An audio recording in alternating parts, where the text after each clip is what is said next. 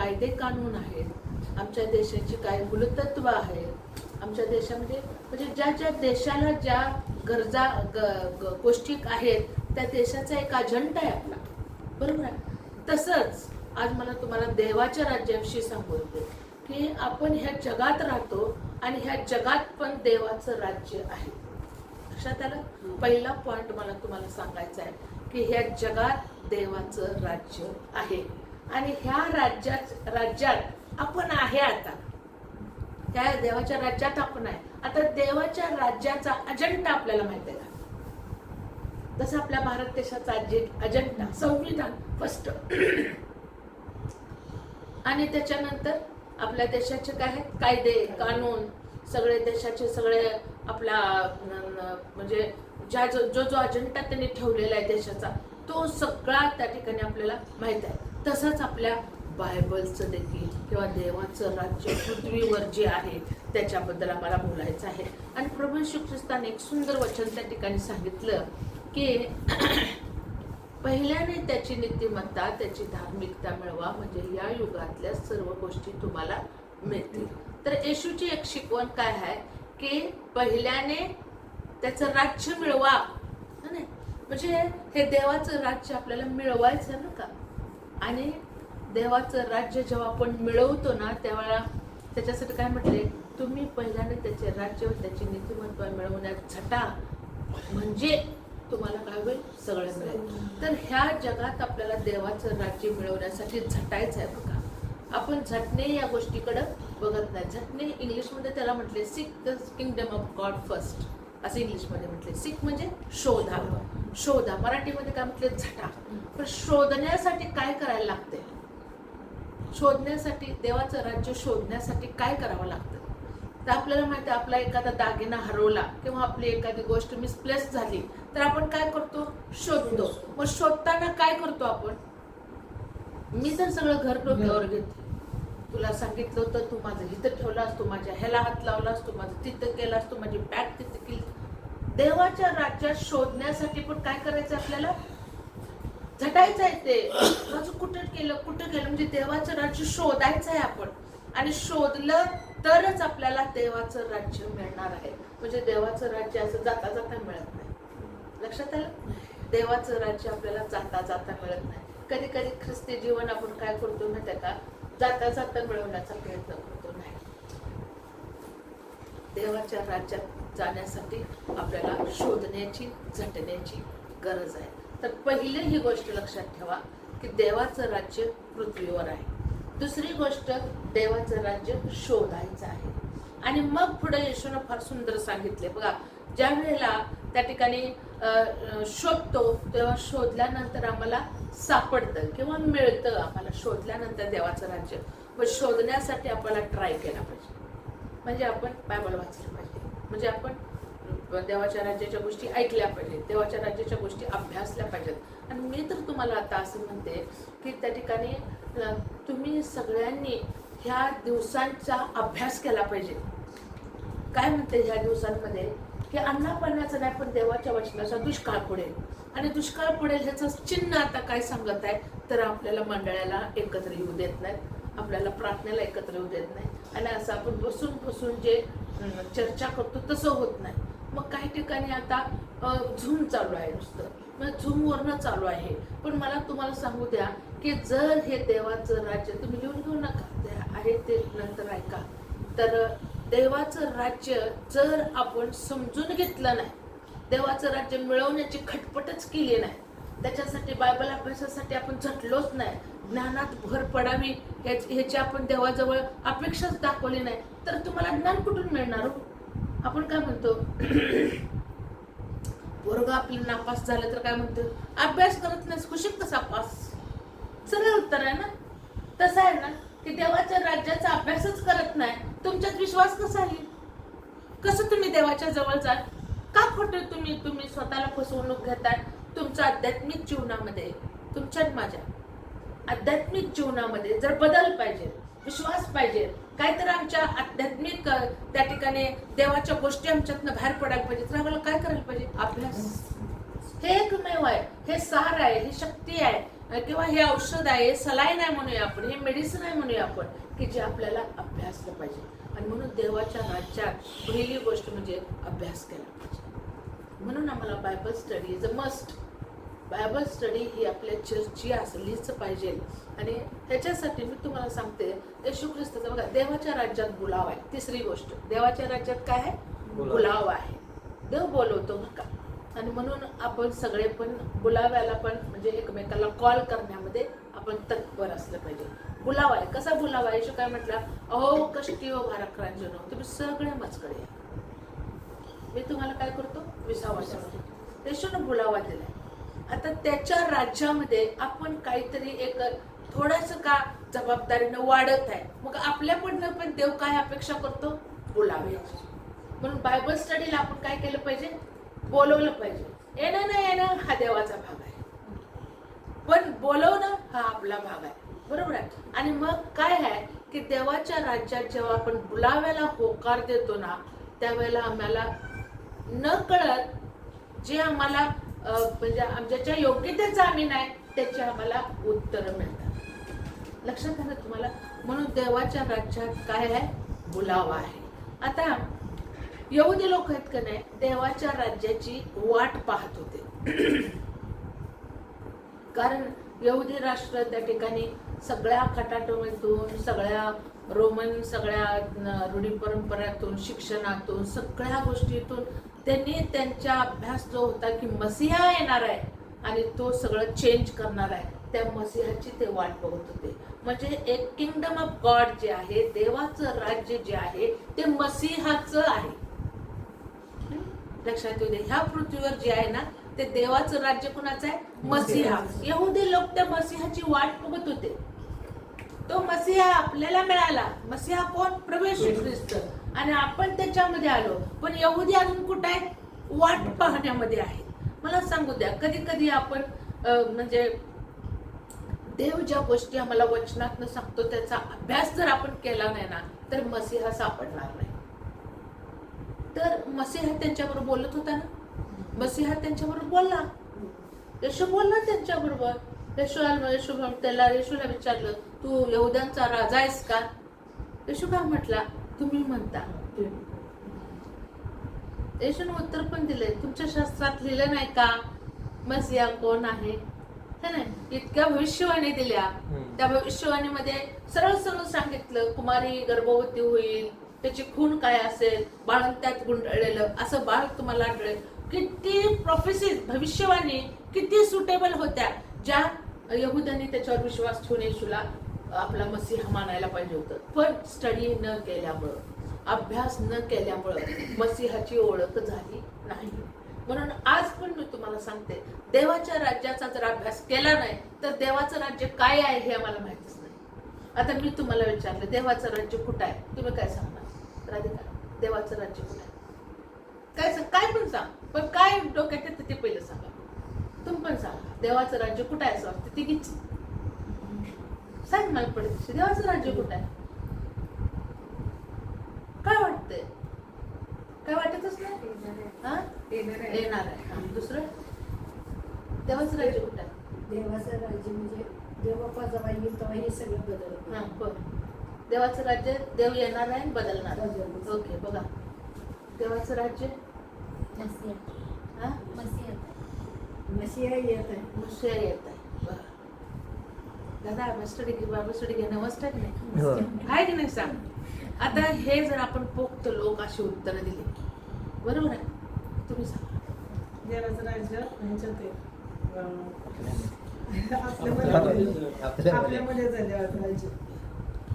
आणि या आता म्हणून जसं की आपण देवाच्या जगातच आहे राज्य. लक्षात आलं? देवाचं राज्य मी सुरुवात करताना तुम्हाला सांगितलं. म्हणजे असं होतंय ना की येहुद्या आपली पण येहुदी लोकांसारखी झाली, का तर आपण अभ्यास केला नाही. आता आपण देवाच्या राज्यात आहे पण आपल्याला माहित नाही आपण मसीहा येणार आहे, मसीहा का बायबल माहित नाही. तर पुढे तर त्यांना ते काय मिळालं नाही. त्यांनी येहुदी वाट बघून बघून शेवटी त्यांनी मसीहालाच मारून टाकला. आलं लक्षात? जर अभ्यास केला नाही ना तर मसीहा जो आहे ना तो दरवाजा ठोकावून गेला तरी आपण त्याला आत घेणार नाही. जर आपल्याला मसीहा कोण आहे हे कळलं नाही किंवा देवाचं राज्य कुठं आहे हे कळलं नाही तर. आता येशू ख्रिस्त हा एक आध्यात्मिक शिक्षक होता आणि म्हणून येशूने त्या ठिकाणी 3.5 वर्ष शिक्षण दिलं. येशूने जास्त शिक्षण दिलं नाही. 30व्या वर्षी बाप्तिस्मा झाला, 33व्या वर्षी त्याला वधस्तंभावर दिलं आणि 33 ते पुढे 33 म्हणजे 3.5 वर्ष येशूने सेवा केली. आणि येशूनं काय टीचिंग दिलं त्यांना? देवाच्या राज्याचं टीचिंग दिलं बरं का. येशूनं शिक्षण काय दिलं? देवाच्या राज्याचं शिक्षण दिलं. कसं कसं येशू सांगत होता की येशू कसं सांगत होता? देवाचं राज्य इथं आहे तिथं आहे असं म्हणू नका, तर देवाचं राज्य म्हणून आपण देवाचं राज्य माझ्या आणि आयुष्यभर लक्षात राहू. कुणी विचारलं where is the kingdom of God, तर तुम्ही काय म्हणणार? जर तुम्हाला कोणी विचारलं देवाचं राज्य कुठं आहे, तर आमचं उत्तर काय असेल? देवाचं राज्य माझ्यात आहे. आलं का लक्षात? आपल्या आयुष्याच्या वरती नाही आहे देवाचं राज्य. चर्च म्हणजे देवाचं राज्य नव्हे, है ना, पण देवाचं राज्य माझ्यामध्ये. हे ठाम आपल्या हृदयावर करून ठेवायचं. आणि एकदा तुम्ही त्या राज्याची तुम्हाला ओळख, त्या राज्याचे तुम्हाला हक्क, त्या राज्याचं संविधान जर तुम्हाला कळालं तर मला सांगू द्या, तुम्ही भिणार नाही पण सैतान तुम्हाला भ्यायला लागेल. अथॉरिटी असणाऱ्या लोकांजवळ, रेकग्नायझेशन असणाऱ्या लोकांबरोबर कुणी जर तुम्हाला उद्याला नोटीस पाठवली यश इथं राहायचं नाही, तुम्हाला तडीपार केले, तुम्ही पहिलं कोर्टात जाणार. कोणत्या बेसवर, कोणत्या ह्याच्यावर मला काढणार आहे? मी नागरिक, माझं नागरिकत्व आहे. पहिलं तुम्ही आधार कार्ड दाखवणार. आपलं देवाच्या राज्यात पण आपलं नागरिकत्व आहे का? देवाची मुलं होण्याचा नागरिकत्व आहे ना. योहान 1:12 मध्ये काय म्हणते? बरं झालं तुम्ही नवीन लोकच आहे. देवाच्या वचनात काय म्हणते? योहान 1:12 मध्ये, जितक्यांनी त्याच्यावर विश्वास ठेवला तितक्यांना त्यानं देवाची मुलं होण्याचा अधिकार दिला. आता इथं 2 गोष्टी मिळाल्यात बघा. इथं देवाचं मूल झालंय आणि दुसरं काय म्हटलं तिथं आपल्याला? अधिकार दिला. अधिकार म्हणजे काय? तुम्हाला ते मिळालं, आधार कार्ड मिळालं तुम्हाला. ते तुमचं नाव आता जीवनाच्या पुस्तकात लिहिलं गेलं का? तर जितक्यांनी त्याच्यावर विश्वास ठेवला. आम्ही विश्वास ठेवला येशू मसीहा आहे, आम्ही विश्वास ठेवला येशू तारणार आहे, विश्वास ठेवला येशू स्वर्गातून आलेला आहे, आम्ही विश्वास ठेवला. आमचा नाही विश्वास येशूचे आई बाप जगातले आहेत, नाही. आम्हाला माहित आहे येशू पवित्र आत्म्याच्या द्वारे गर्भरूप झालेला आहे आणि पवित्र आत्म्याची संतती येशू प्रभू आहे. मग तुमचा माझा अभ्यासक्रम हा अतिशय तज्ञ असला पाहिजे. कुणी आम्हाला म्हटलं का तुम्ही काय सांगता योसेफाचा आणि मेरीचा तो बाळ आहे, तर आम्ही काय म्हणेन? मेरीवर देवाचा आत्मा आलाय. बायबल नीट वाचा. येशू देवाची संतती आहे. म्हणजे ह्या सगळ्या अभ्यासाच्या गोष्टी आहेत बरं का. जर अभ्यास केला नाही तर आयुष्यभर आपल्या ख्रिसमस मध्ये योसेफ आणि मेरीचं चित्र राहणार आहे आणि आपण प्रत्येक वेळेला तेच करत बसणार आहे की छोटं येशू बाळ मेरीच्या हातात आहे ना. मग आपल्याला आवडतं ते सीन बघायला आवडतं, कारण आम्ही धार्मिक आहे ना, आमच्यामध्ये धार्मिक भावना आहे. पण आम्हाला हे कळलं पाहिजे की येशू फक्त हे रूप धारण करून या जगामध्ये आलेला आहे. येशू देवाचा पुत्र आहे. देवाच्या राज्याची ही माहिती आहे येशू विषयीची की तो देवाची संतती आहे. योहान 1:11 मध्ये 12 मध्ये काय म्हटले? तो देहरूप झाला. कोण? देव. देव देहरूप झाला. बघा, मला तुम्हाला देवाच्या राज्याची पहिली माहिती सांगू दे आपल्या अभ्यासक्रमामध्ये जाण्या अगोदर. देव स्वतःच काय झाले? ह्या देहात जगात येण्यासाठी देहरूप झालेला आहे. कारण जर तुम्ही स्तोत्र संहिता किंवा 40 वाचलं तर तुमच्या लक्षात येईल की देव कसा आहे. आकाशाचं माप भीतीनं मोजतो, समुद्राचं पाणी चुळकीत भरतो, डोंगर आणि टेकड्या तराजूत तोलतो, असा तो देव आहे. मग त्या देवाचं वर्णन नाही करता येणार आपल्याला. भव्य भव्य भव्य असेल ते. म्हणजे आम्ही कशा पद्धतीने देवाला समजून घ्यायला पाहिजे? तर बायबलमध्ये जसा येशू छोट्यापासून आला, कसा छोटा कसा मोठा कसा झाला, किती वर्ष थांबला, कशासाठी तो परत स्वर्गात गेला, हा अभ्यासक्रम माहित असला पाहिजे बरं का. तर आता पहिला अभ्यासक्रम काय असेल? कुमारी मरियेवर देवाचा आत्मा आला आणि ती गर्भवती झाली. बरोबर. मग येशू आत्म्याची संतती हे पहिलं सांगता आलं पाहिजे. पहिलं काय? येशू आत्म्याची संतती. दुसरं काय आहे की येशू ह्या जगामध्ये राहिला, 33.5 वर्ष राहिला. 30 वर्षाचा असताना येशूने बप्तिस्मा घेतला, 3.5 वर्ष त्याने सेवा केली आणि त्या सेवेमध्ये येशूनं काय केलं? देवाच्या राज्याच्या गोष्टी शिकवल्या. बरोबर आहे. म्हणजे स्वर्गाचं जे आहे ना ते शिकवलं. मग त्याच्याबरोबर ते शिकवताना कोण होतं? जेव्हा जेव्हा लोकसमुदाय झाल्या, स्वर्गाच्या राज्याच्या गोष्टी दाखल्याने येशूनं दाखवल्या. सगळ्या स्वर्गाचं चित्र लोकांच्या समोर उभं केलं देवानं. काही लोकांना ठामपणे समजावं म्हणून दाखले दिले की बघा, एक शेतकरी बी घेऊन गेला, बी जाताना रस्त्यानं त्यानं वाटेत त्याचं बी पडले, जे खडकाळ जमिनीत पडलं ते काय वाढलं नाही, रस्त्यावर पडलं ते चिमण्यांनी खाऊन टाकलं, जे काटेरी झुडपात खाल्लं ते त्या काटेरी झुडपांमुळे ते वाढलं नाही, पण काही पीक जमिनीत पडलं आणि ते काय झालं, वाढलं आणि 30 पट 60 पट 100 पट पीक आलं. मग त्याचा उलगडा दिला. जे वाटेवर पडलेलं कोण आहे? म्हणजे जाता जाता वचन ऐकतात, याचं संडेला काहीतरी आणटी बुद्धी ऐकायचं जायचं. मग वाटेवर असलेलं काय होते? सैतान काढून घेऊन जातो. चिमणं म्हणजे कोण? सैतान जाता जाताच घेऊन जातोय. ते वचन राहतच नाही आठवड्याभर. दुसरं काय म्हटलेलं आहे त्या ठिकाणी? खडकाळीवर पडलं. खडकाळ म्हणजे काय? आपल्या अंतःकरणाची आपण तयारी केली नाही. तिसरं काटेरी झुडपात म्हटले, म्हणजे सगळ्या प्रकारच्या त्या ठिकाणी समस्या, चिंता, काळज्या, संसाराच्या, त्याच्यामुळे आम्हाला वाढत नाही. आणि सुपीक जीवन म्हणजे काय? विश्वास ठेवलाय येशू आणि मी जेव्हा ऐकतो तेव्हा 30 पीक मिळतंच. हे समजलं पाहिजे आम्हाला. म्हणून येशू शिक्षक होता. ही तिसरी गोष्ट. चौथी गोष्ट काय माहिती का? येशू काय या जगात आला? तर पापानं त्या ठिकाणी मनुष्यामध्ये शिरकाव केला. एका मनुष्याद्वारे जगात पाप आलं आणि पापाचं वेतन मरण. पण येशू दुसरा आदाम म्हणून आला, पाप स्वतःवर घेतलं आणि पापाचं वेतन मरण हे त्यानं भोगून त्या मरणामध्ये अखिल सृष्टीला क्षमा मिळाली. लक्षात आलं तुमच्या? हे देवाच्या राज्याची माहिती आहे. मी तुम्हाला सांगते हे काय देवाच्या राज्यात घडलेलं आहे हे माहीत असायला पाहिजे आपल्याला. तर काय झालं? येशू मरण पावला. तिसऱ्या दिवशी तो उठला. त्याला उठवलं तेव्हा बायबल काय म्हणतं की रोमाट 11 मध्ये, ज्या देवाच्या आत्म्याने, म्हणजे ज्या आत्म्याने येशू मरिया गर्भरूप झाली होती, त्या देवाच्या आत्म्यानं येशूला मेल्यातून परत उठवलं. 2 वेळा पवित्र आत्म्यानं त्याच्या शरीरात वेगळं वेगळं काम केले. आलं? त्याला उठवलं आणि त्याला काय केलं? पुनरुत्थित ख्रिस्त केलं. हे देवाच्या आत्म्यानं काम केले. आत्मा कोण आहे? देव. बरोबर आहे. त्रैक्याबद्दलची माहिती दिलेली आहे. आपण अभ्यास केला पाहिजे. आपण ह्याचा विषय झाला की आपण त्रैक्याचा अभ्यास करू. हे त्रैक्य कोण आहे? तर हे केलं आणि येशू स्वर्गात गेला आणि जाताना येशूने काय केला? पवित्र आत्मा दिला. त्यानं ज्यांच्याबरोबर टीचिंगची मिनिस्ट्री केली त्यांना सांगितलं होतं, तुम्ही इथं थांबा, जाऊ नका यरूशलेम सोडून, मी जातो तुमच्यासाठी कैवारी सत्याचा आत्मा पाठवतो, तुम्हाला सत्यात चालवल, तो देवाच्या राज्याच्या गोष्टी तुम्हाला शिकवल आणि मग तुम्ही सगळे काय व्हाल? पवित्र आत्म्यानं भरून जाल.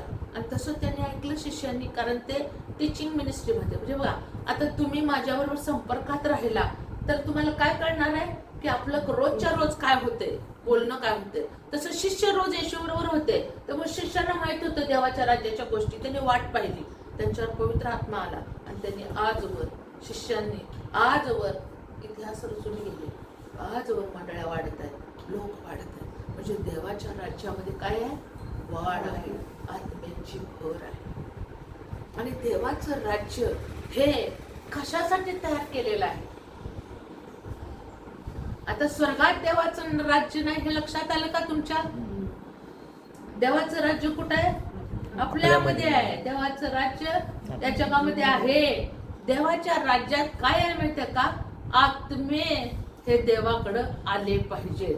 हे देवाच्या राज्यात काय आहे? कारण ते देवानं जे स्वर्गामध्ये जागा ठेवलेली आहे त्याच्यामध्ये त्याच्यावर विश्वास ठेवणारे लोक असले पाहिजेत. हे देवाची इच्छा आहे. हे देवाच्या राज्यात आहे. आता किंगडम ऑफ गॉड मध्ये त्या ठिकाणी देवाच्या राज्यामध्ये एक त्या ठिकाणी आम्हाला पात्रता दिलेली आहे. काय पात्रता दिलेली आहे? योहान 3:3 मध्ये म्हणते की खचित सांगतो, नव्याने जन्माला वाचून कोणालाही देवाचं राज्य पाहता येत नाही. एक क्वालिफिकेशन म्हणूया आपण, किंवा पात्रता. काय म्हणते की तुम्हाला नर्सिंगला जायचंय, अबाव 45 असेल तरच तुम्हाला ऍडमिशन आहे, नाहीतर तुम्हाला फॉर्म देखील मिळणार नाही.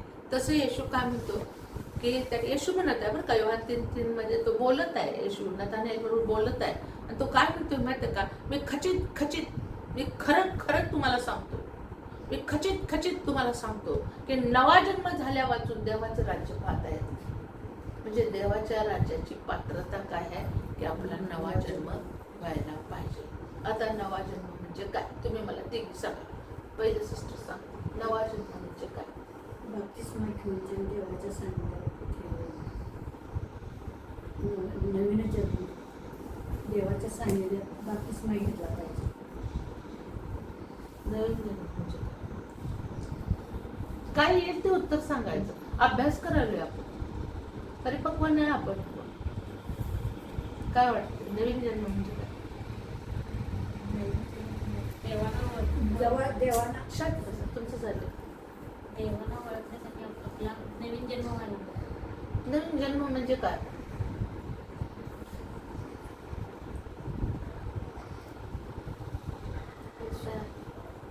एवढंच. कसं कोण आहे काय आहे हे ओळखणं आणि त्यामध्ये आपली वाढ करून घेणं.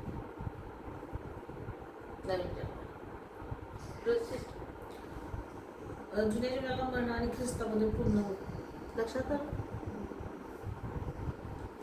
नवीन म्हटलं तर जुनं काहीतरी होतं, नवीन म्हटलं तर जुनं काहीतरी संपतं.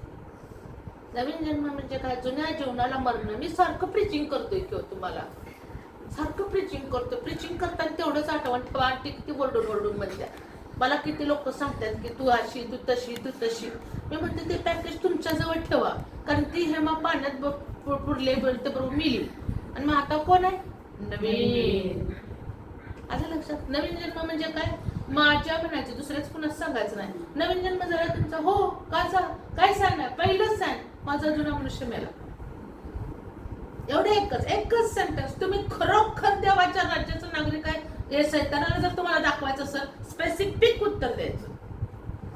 ज्याला सैतानाला कळलं पाहिजे की ह्याचं स्वर्गाचं नागरिकत्व घालवणं माझ्या हातात नाही. आलं लक्षात? म्हणून आपलं जीवन डागडुजीचं नसायला पाहिजे. आपलं जीवन कुणाच्या तरी पावलावर चालणारं नाही. डुप्लिकेट नाही करायचं.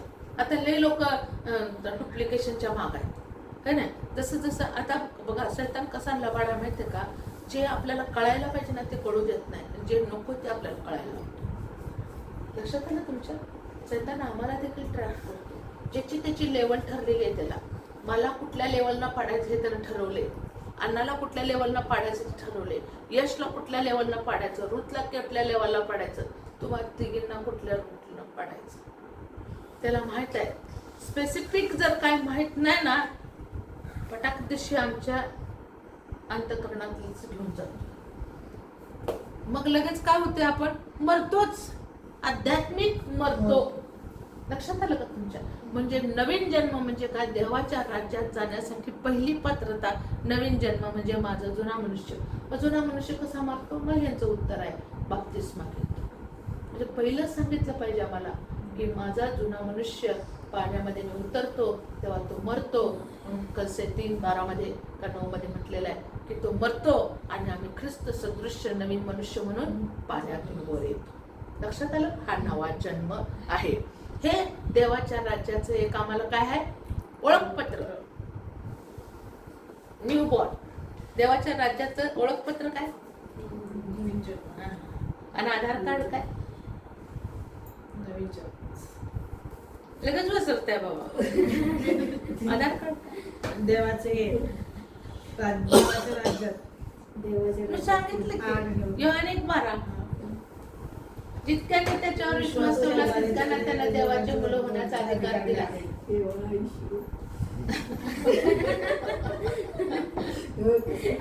स्पेसिफिक आपल्याला माहित असतं. हसत खेळतच शिकायचं. लय मोठं व्हायला जायचं नाही, पण छोटस पण भक्कम व्हायचं. एक झाड मी तुम्हाला सांगते. बायबल काय म्हणते? आकाशातली पाखरं त्याच्यावर येतात आणि विसावं घेतात. असं आपलं जीवन व्हायला पाहिजे. असं आपलं आणि होणार. देवाचं वचन जसं आहे, काम केल्या विना बाहेर येत नाही. आलं का लक्षात? तर पहिलं आमचं काय आहे? आधार कार्ड. आधार कार्ड काय आमचं? अधिकार. देवाने दिलेला अधिकार. आधार कार्ड आमचं योहान 1:12. जितक्याने त्याच्यावर विश्वास ठेवला तितक्यानं त्यानं देवाची मुलं होण्याचा अधिकार दिला.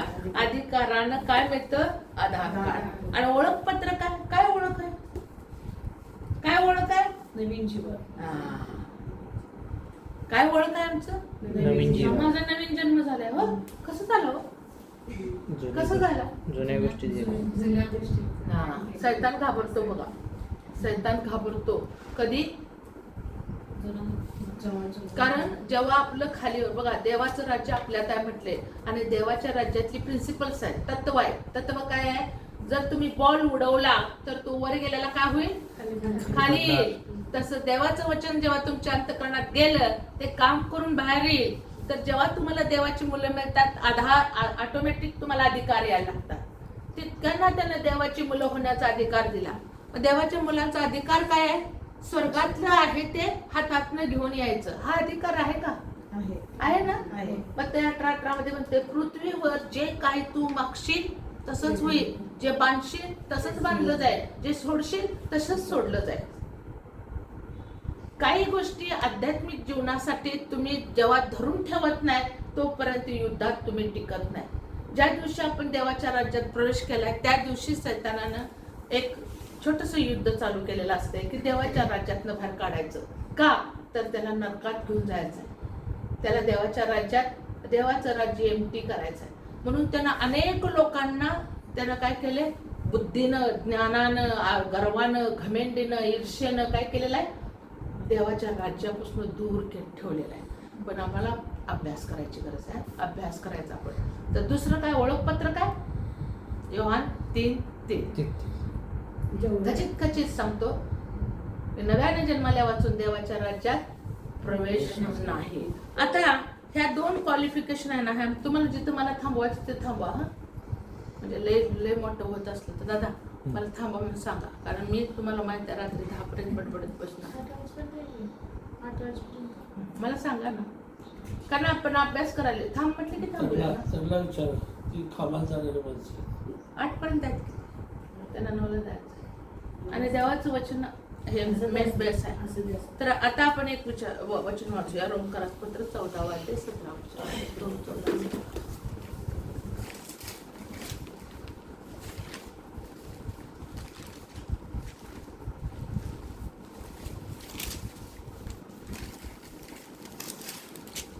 एकाला कोणाला म्हणते सांगा. 17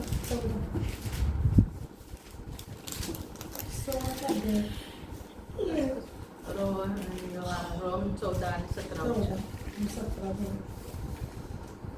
वचन. कारण खाणे व पिणे ह्यात देवाचे राज्य नाही, तर नीतिमत्व, शांती व पवित्र आत्म्याच्या द्वारे मिळणारा आनंद ह्यात ते आहे. Praise the Lord. आता देवाच्या राज्यात काय आहे? देवाच्या राज्यात तुम्हाला कळालं देवाचं राज्य कुठं आहे? देवाचं राज्य कुठं आहे? Praise the Lord. ते पप्पा तुझे धन्यवाद. पवित्र आत्मा तुझा आभार मानतो तू आमच्यामध्ये काम करतेस. आता मला सांग देवाच्या राज्याचं आम्हाला हे काय आहे? आमचं ओळख काय आहे? ओळख नवीन जीवन. देवाच्या राज्याचं काय आहे? ओळखपत्र आपलं नवीन जीवन. योहान 3:3. आणि देवाच्या राज्याचं आधार कार्ड काय आमचं? अधिकार. अधिकार. जितक्याने त्याच्यावर विश्वास ठेवला म्हणून आपण जितक्याने त्याच्यावर विश्वास ठेवला तितक्याने त्याने देवाचं मुले होण्याचे अधिकार दिला. हे आमचं आधार कार्ड. योहान 3:3 काय? नव्याने जन्मल्या वाचून कोणालाही देवाचं राज्य पाहता येत नाही. ही ओळखपत्र. ओळखपत्र दाखवल्याबरोबर तुम्ही लक्षात ठेवा आता सगळेजण आपण मॉडर्नाइज सिटीमध्ये चालू आहे ना. कसली म्हणायची कसली झालेली सिटी आता आपली? तुम्ही म्हणताय की ते काय कॉम्प्युटरचा शब्द वापरताय सगळीकडे आता हेच ना. डिजिटल. लक्षात ठेवा हे डिजिटल मध्ये यायला पाहिजे आपल्या. ना दादा डिजिटलच नाही आपलं. ह्या डिजिटल मध्ये का नाही आपलं ते जर असलं का नाही हे वचन जर असलीत ना तर स्वर्गाच्या राज्याचा दरवाजा उघडणार. लक्षात ठेवा. इथं जर पृथ्वीवर हे देवाने चित्र दाखवलं आपल्याला बरोबर आहे. एटीएम कार्ड हातात नाही आहे तुमच्या. एटीएम मशीन जवळ जाऊ शकतो का?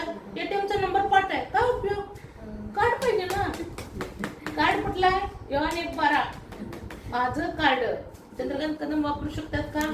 नाही है ना? आणि नंबर कुठला आहे आपला?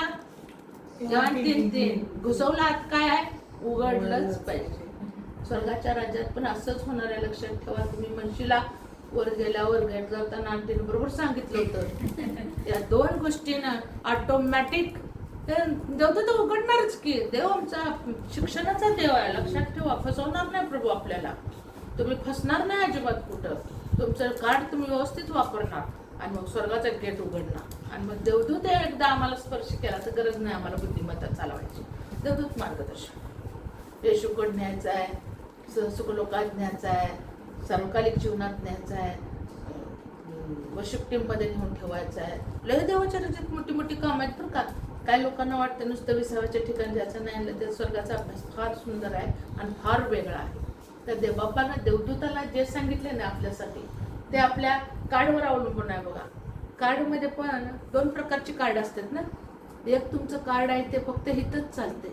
दुसरं कार्ड तुमचं असते ते कुठं चालते? All over the world. त्याला काय म्हणायचं? इंटरनॅशनल. तसं आमचा फेथ काय आहे माहिती आहे का? हे आमचं सार्वकालिक जीवनातलं सगळं सांगते. कुठं असायला पाहिजे ही व्यक्ती.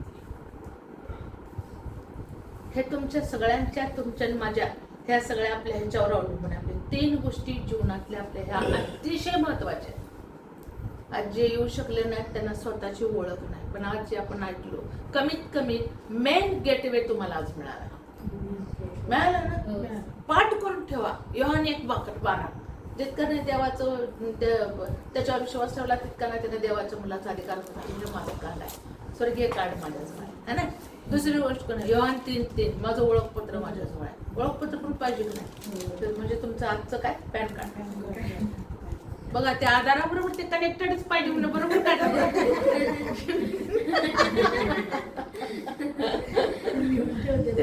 कनेक्शन आहे बघा. तेव्हा पण कसं कनेक्शन ठेवलं. दोन्ही तुमचे असले तर तुम्हाला बँकेचे व्यवहार करता येणार. किती सुंदर आमच्या देवानं आपल्याला स्वर्गीय राज्य कळावं म्हणून ह्या डिजिटल जगाला देवानं तयार केलं का? तर ख्रिस्ताचं जे स्वर्गीय जे हे आहे ना ते आम्हाला प्राप्त व्हावं. Praise God. तर ह्या 2 गोष्टी तुम्ही सगळ्यांना शिकवायच्या. त्यांना ज्यांनी ख्रिस्ती म्हणतात ना किती तरी अभ्यास करू देत त्यांना सांगा तुम्ही कन्फर्म करून घ्या तुम्हाला आधार कार्ड आहे का. तुम्ही कन्फर्म करून घ्या तुमचं ओळखपत्र आहे का. आणि कन्फर्म करून घ्या तुमच्या आधार कार्ड तुमचं ओळखपत्र जोडलेलं आहे का.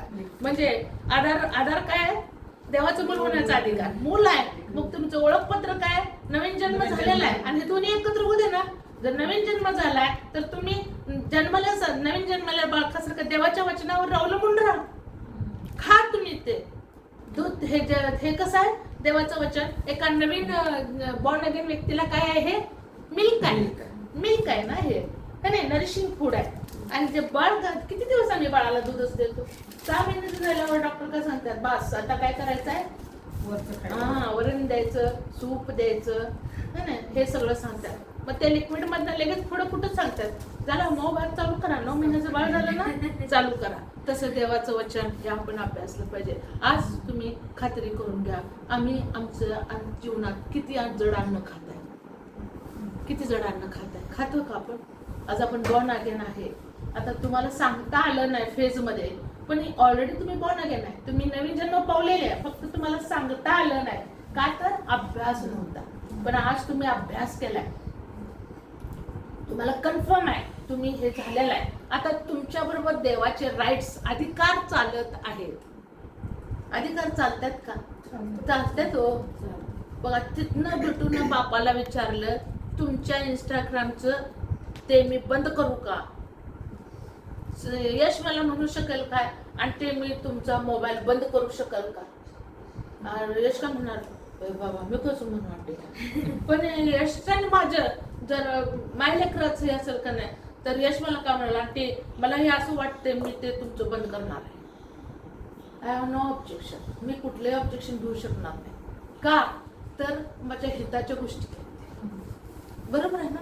जेव्हा देवाच्या अधिकार आम्ही वापरतो त्या हितासाठी वापरतो. आमच्या प्रोटेक्शनसाठी वापरतो. अधिकार काय वापरतो आपण? आपल्यासाठी वापरतोय. त्या अधिकारामुळे आमचा बचाव होतो. त्या अधिकारामुळे सैतानाला काय मिळते? कोणी पण येऊन गेट उघडून आपल्या घरात येईल का? पण तुम्ही गेट उघडून आला आणि इथंच आला ना मी आत असतो तर तिथंच येत आणते करत का अधिकार. तसंच देवाच्या राज्यात सुद्धा आपण नुसतं स्वर्गाचं दार उघडत नाही, येशू येशू येशू करत दयासनाकडे जातो आणि दयासनाजवळ जर बसलो नाही तर तिथं त्याला ठोकवत राहतो, आता तरी बघ ना माझ्याकडं. आणि देवाला ते पाहिजे ना. परमेश्वराचं वचन का म्हणते, पहा मी दाराशी उभा आहे, दार ठोकीत आहे, जो कोणी दरवाजा उघडतो मला आत घेतो, मी त्याच्यावर बसून वेगळा प्रकार ते आध्यात्मिक त्याचा लय मोठा अर्थ आहे, आपण नंतर शिकवतो. तर आता रोम 14:17 मध्ये काय म्हणते, देवाच्या राज्यात काय खाणं पिणं नाही. देवाच्या राज्यातल्या काय आहे ह्या काय म्हणायचं याला ना काय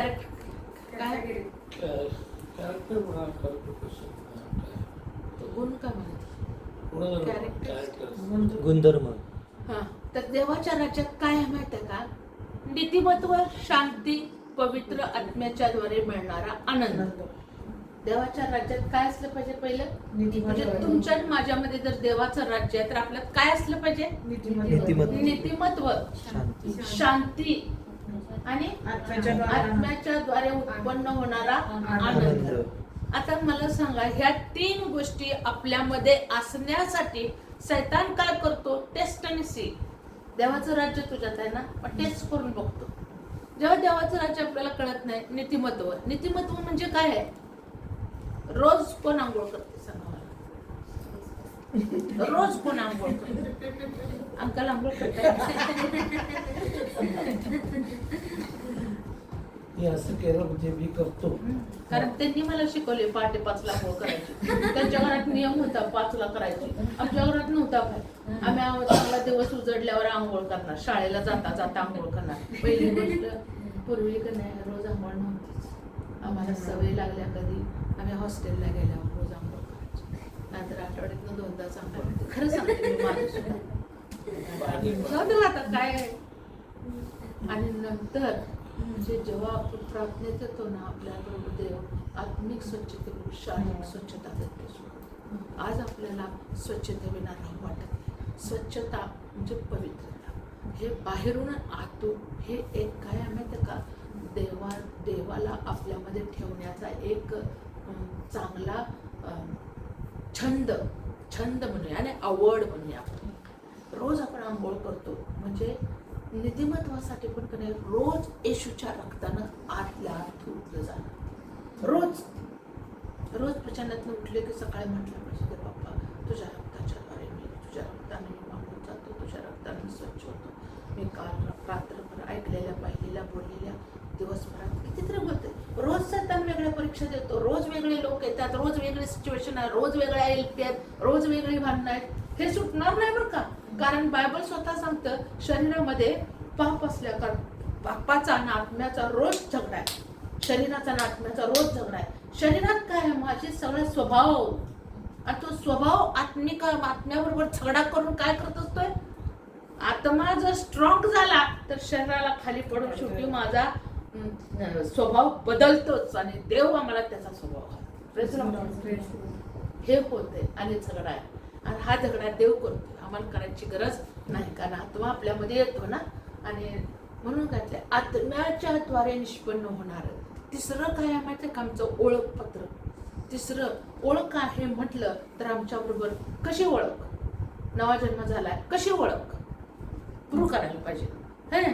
आता माझं ना आधार कार्ड KYC चाललं होतं आणि KYCला आधार कार्ड टाकलं आणि ते मॅचच होतात माझी बोटं.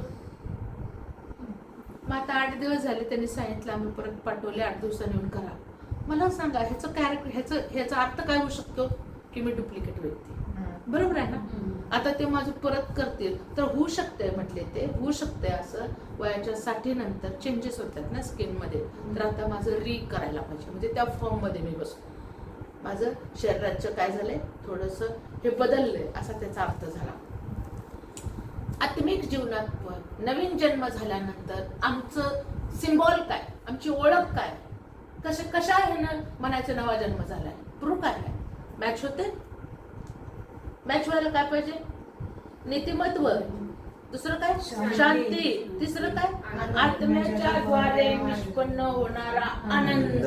आता आत्मा आला का, आत्मा आला का? देवाच्या राज्यामधल्या त्या गोष्टी ज्या आहेत, आत्मा आला का? तर आता तिसरी गोष्ट मी तुम्हाला सांगतो, देवाच्या राज्याचे एक ओळखपत्र आपल्याला देव देत असताना, ज्या दिवशी आपण विश्वास ठेवला, म्हणजे आम्हाला आधार कार्ड मिळालं, आम्ही आमचं ओळखपत्र म्हणजे नव्यानं जन्मलो, त्याच्यामुळं आम्हाला काय झालं, देवाचं राज्य मिळालं. आता त्याचं तिसरं काय आहे, तर ज्या वेळेला आम्हाला आत्मा पाहिजे त्यावेळेला देवाचं वचन काय म्हणते, प्रेषितांची कृत्य 2 अध्याय 38 वचन. राधिका नाहीतर गंगावाच. प्रेषितांची कृत्य 2 अध्याय 38 वचन. हे ठाम लक्षात ठेवायचं.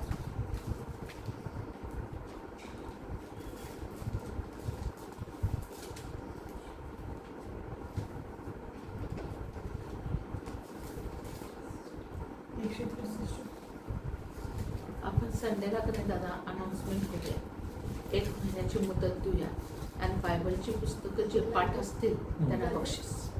त्याच्यामुळे आपलं बायबलची पुस्तकं पाठ अनाऊन्स करूया, महिना देऊया, पुस्तकं पाठ करायची बायबलची.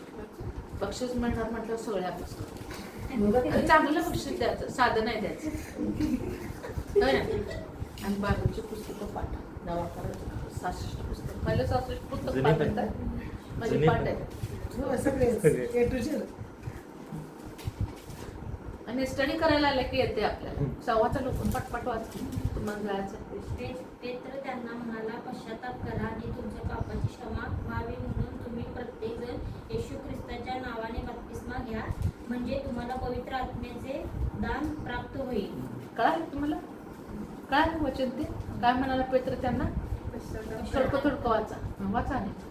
पेत्र त्यांना म्हणाला, पहिलं काय करा, पश्चाताप करा.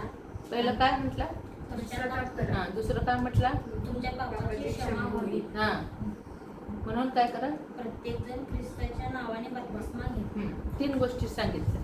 काय सांगितलं, तुम्ही प्रत्येक जण पहिलं पश्चाताप करा, दुसरं काय, पापांची क्षमा व्हावी.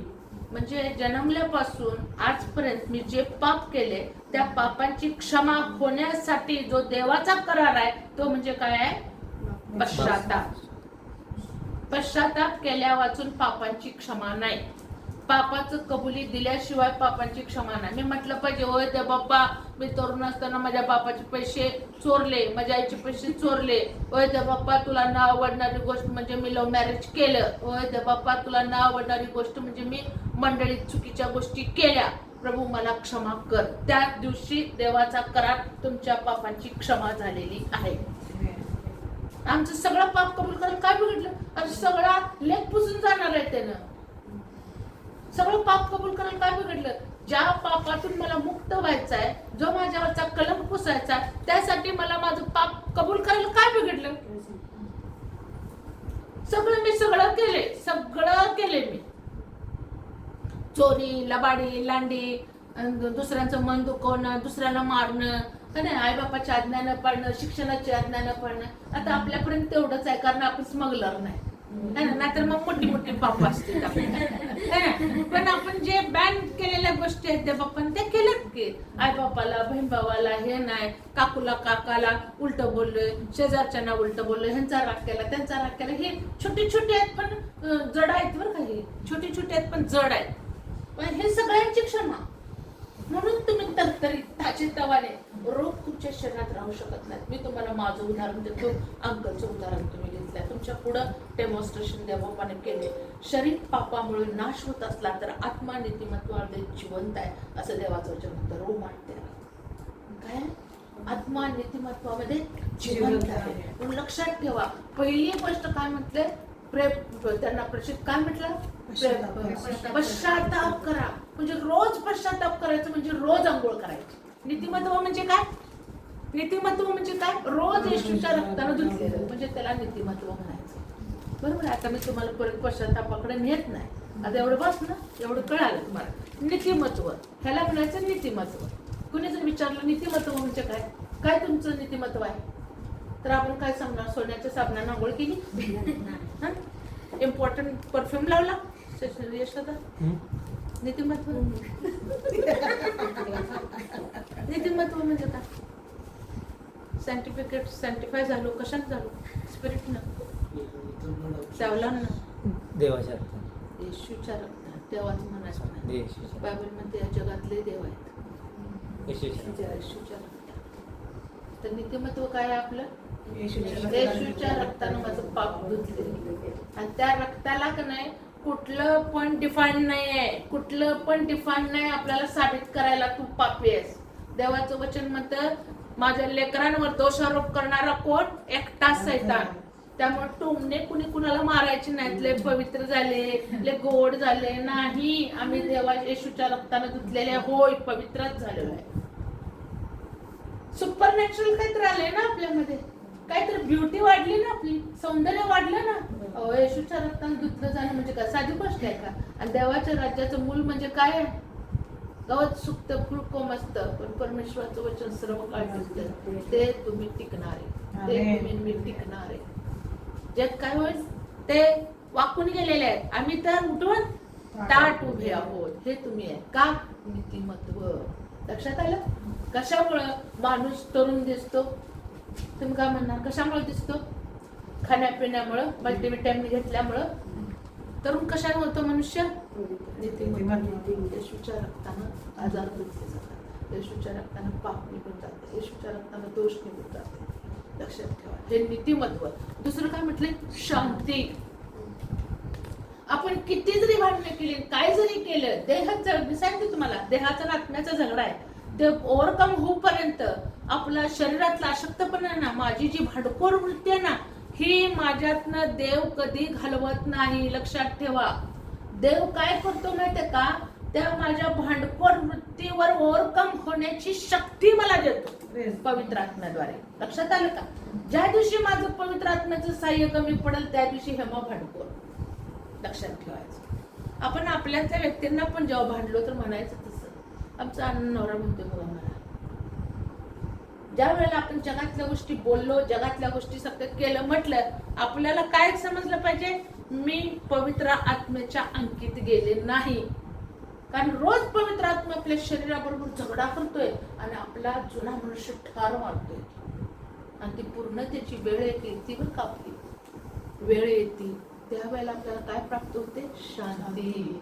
आणि म्हणून आता जरी किती काय काय झालं तर आपण म्हणतोय नाही बाबा, शांती करणारे लोक आहे, आम्हाला क्षमा केली पाहिजे, आम्हाला माघारी घेतली पाहिजे, आम्हाला खाली पडलं पाहिजे, आम्हाला अपमान. बघा सगळ्यात मी तुम्हाला सांगतो, शांती करणारे लोक अपमानात जगायला शिकतात. आणि कधी कधी आपल्याला अपमान काय होते? सहन. आणि अपमानामुळे आपण देवाच्या राज्यातनं बाहेर निघतो. लक्षात ठेवा, अपमान सहन न करणं म्हणजे मीपणात जगणं. तर आपला मीपणा जर असेल ना, तर रोज आपण बघायचं. बऱ्याच वेळेला आपल्याला होतं कशाला जायचं, आम्हाला विचारतच नाहीत, आम्हाला बघतच नाहीत, आम्हाला बोलवतच नाहीत, रोज सिस्टर जवळ आहेत, बाकीच्या कोण चालतच नाहीत त्यांना. काय? मीपणा. आणि देवाच्या राज्यात काय केलं पाहिजे? मी देवाचं लेकरू आहे, मी देवाचं लेकरू आहे. शांती माझ्यामध्ये, समंजसपणा माझ्यामध्ये. आणि तिसरं काय फार महत्वाचं काय म्हटलेलं आहे? पवित्र आत्म्याच्याद्वारे मिळणारा आनंद. हा आनंद आहे ना, नीतिसूत्र वाचलं ना तुम्हाला कळेल. आनंदी मन हे उत्कृष्ट औषध आहे. हा आनंद आहे ना, औषध आहे आपल्याला. मग मी का नाही, आम्ही 4-5 वर्ष दोघं पण आम्ही सॅडनेस मधून गेलो. आणि आमची मुलं नातवंड गेल्यावर आम्ही एक रात्र अशा, माझ्या तर अंकलनं बघितले, उषा माझ्या रडून भिजून गेल्या सगळ्या. म्हणजे इतकी मी रडली असेल. पण मला एक दिवशी पवित्र आत्म्याने सांगितलं, पवित्र आत्म्याने माझ्यामध्ये काम केलं आणि मला एवढं आनंदित केलं ना, त्या दिवसापासून आज तागायत मी कधी पण रडले नाही. आठवण काढून नाही रडले. मग काय मला मिळालं? मला देवाचा आनंद, उत्कृष्ट औषध. काय औषध मिळतं? की माझं इमोशन ट्रॅक मधून मला बाहेर काढतं. कितीतरी लोक इमोशन ट्रॅक मध्ये काय होतात? बायको सोडून गेली मग दारू घ्यायचं, मरून जायचं है ना. नवरा असा वागतो मग बायको जात्या काय मरून टाकत्या, नाही तर तुम्ही बोल असं का? हे लक्षात ठेवा. म्हणजे हे पवित्र आत्म्याचं आनंदाचं दान आपल्यामध्ये असणं. म्हणून पवित्र आत्मा पाहिजे बघा, म्हणून पवित्र आत्मा पाहिजे. पवित्र आत्म्याशिवाय मला आनंदित कोण करत नाही, कोण नाही करत. हे देवाच्या राज्यातल्या ह्या सगळ्या गोष्टी आहेत ह्या लक्षात येऊ दे. देवाचं राज्य काय आहे ते कुणामध्ये, देवाचं राज्य कुणामध्ये आहे? आपल्यामध्ये. आपल्यामध्ये आहे. देवाच्या राज्याची ओळख काय आहे?